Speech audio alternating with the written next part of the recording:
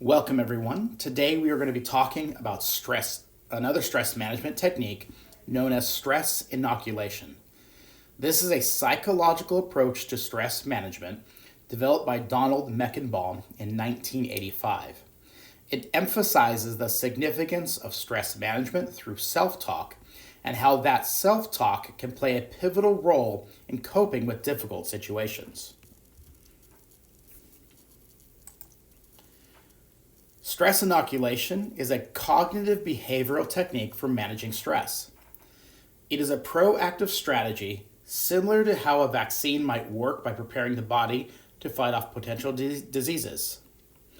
The technique prepares individuals by rehearsing coping mechanisms so they can effectively manage stress when it arises.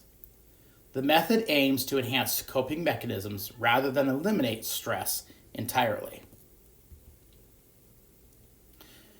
Stress inoculation training, known as SIT, was developed by Dr. Meckenbaum in 1985. It is a cognitive behavioral therapy technique designed to help individuals better cope with stress. The approach is similar to a medical vaccination, where a small dose of a stressor allows the individual to build a psychological immunity to future stress.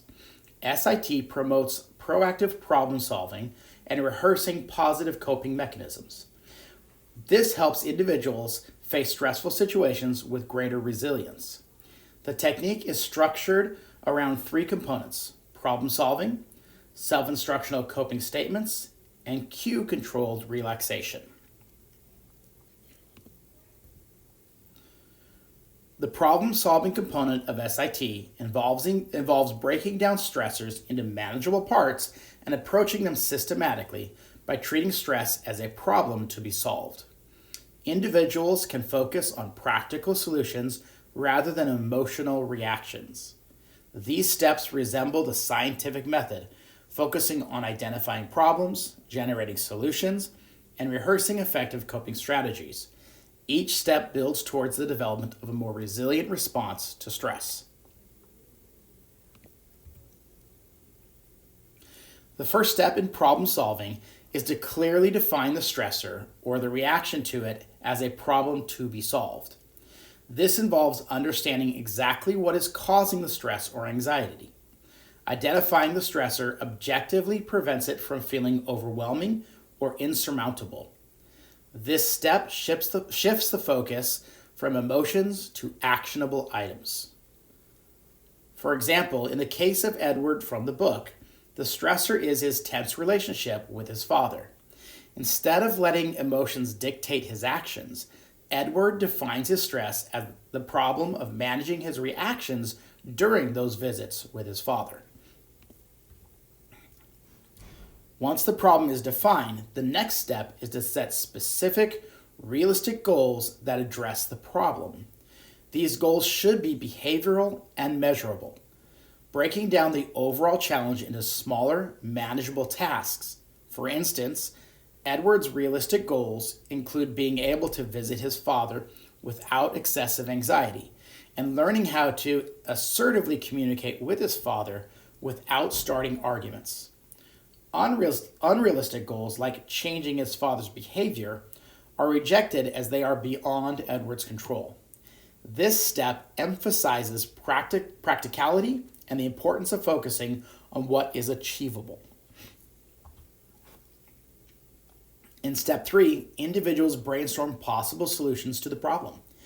This creative process encourages thinking outside the box and considering a wide range of strategies, even if they seem unconventional.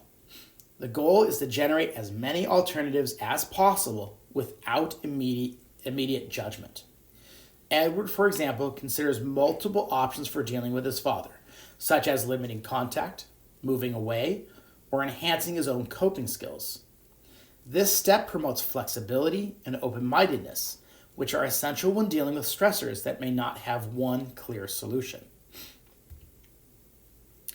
The fourth step encourages individuals to imagine how others might respond if they were faced with a similar stressor. This can provide new perspectives on the problem and inspire alternative strategies. For example, Edward might consider how a colleague or friend who also struggles with family conflict would handle the situation. By adopting different viewpoints, this step helps broaden one's problem solving approach and reduces the likelihood of tunnel vision when dealing with stress. In step 5, each of the proposed solutions is carefully evaluated for practicality and desirability. The individual considers the potential benefits and drawbacks of each solution, which helps prioritize the most effective and feasible options. For Edward, solutions like moving away or tranquilizing himself before visits are dismissed as impractical, while enhancing his coping skills is ranked as the most desirable approach. This step requires honest reflection on what is achievable and sustainable in the long term. Rehearsal is the heart of stress inoculation. In step 6, the individual practices the chosen coping strategies through techniques like imagery, role-playing, or behavioral rehearsal. The idea is to mentally and physically prepare for stressful encounters by simulating them and practicing appropriate responses. For example, Edward rehearses using positive coping statements and relaxation techniques before seeing his father. The goal is to become comfortable with the new skills so they can be effectively used when the real stressor is encountered. After rehearsing, the individual implements the chosen solution in a real-world setting. This is the action phase, where theory is put into practice. Edward would now try out his improved coping skills during an actual visit with his father. The key here is to remain open to adjustments, as initial attempts may not always go as planned. The experience of testing the solution helps gather data on what works and what doesn't, providing a basis for future problem-solving efforts. Step 8 emphasizes the importance of managing expectations. Failures are part of the process and should be seen as learning opportunities, not as reasons to abandon the strategy. Individuals should reward themselves for making an effort, regardless of the outcome. In Edward's case, even if a visit with his father does not go perfectly, he can still acknowledge his progress in coping more effectively than before. This step encourages persistence and resilience, ensuring that minor setbacks do not lead to discouragement. The final step in problem solving is to revisit the original problem in light of the attempt to solve it. This reflection helps determine whether the stressor has been effectively managed or if further adjustments are needed. Edward may reassess his relationship with his father after trying his new coping techniques, considering whether the situation has improved or what further steps might be necessary. This step ensures a cycle of continuous improvement and refinement of stress management strategies. Problem solving is a critical component of stress inoculation training and plays a key role in managing anxiety and stress. By systematically breaking down stressors into manageable steps, setting realistic goals, and rehearsing coping strategies, individuals can build resilience and enhance their ability to handle future stress. The process is dynamic and adaptable, allowing for continuous learning and improvement. The goal of SIT is not to eliminate stress, but to equip individuals with the skills to manage it effectively.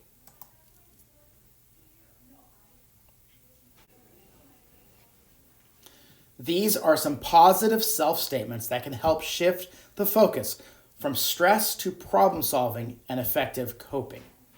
Practicing these statements and others like them mentally can help reduce stress levels when faced with real challenges.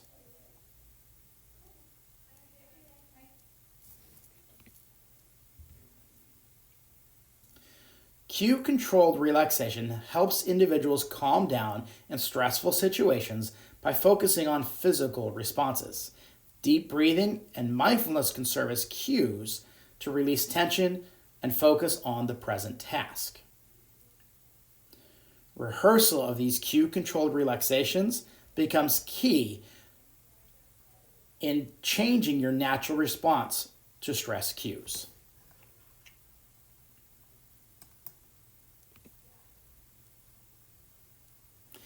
As you continue to use these methods, you will develop personal coping statements for stressful situations. Visualization and mental rehearsal are powerful tools that prepare the mind for real-life challenges. Start by writing out coping statements for anticipated stressful situations. Then visualize the stressful scenarios and rehearse your responses in your head. You want to combine the positive self-talk techniques with relaxation techniques that we've learned earlier in this book. Practice these regularly to internalize your coping strategies so when that stressors arise, you are prepared to manage them. Stress inoculation isn't about eliminating stress, but about learning to manage it effectively.